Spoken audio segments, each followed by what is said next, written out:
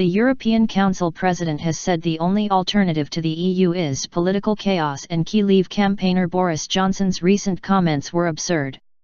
Donald Tusk said he was speaking out to defend his vision of Europe.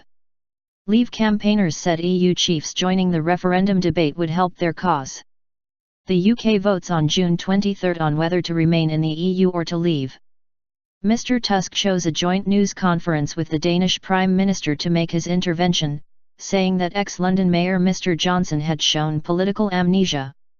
He said, "To defend does not mean to lecture anyone. The British citizens will make this decision themselves, and they do not need any whisperers, especially from Brussels. I understand this very well. But when I hear the EU being compared to the plans and projects of Adolf Hitler, I cannot remain silent. Such absurd arguments should be completely ignored if they hadn't been formulated by one of the most influential politicians of the ruling party."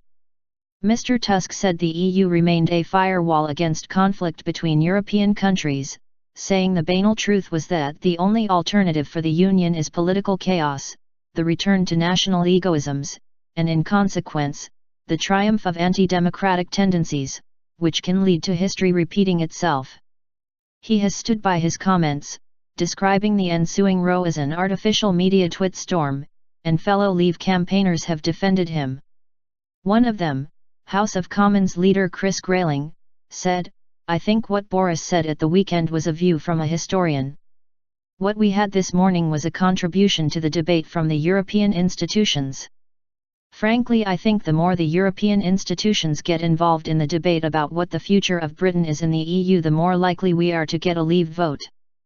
But Lord Heseltine, a Conservative former Deputy Prime Minister who is campaigning for a Remain vote, said he would be very surprised if Mr. Johnson, seen as a future party leader, became Prime Minister after his preposterous, obscene remarks during the referendum campaign.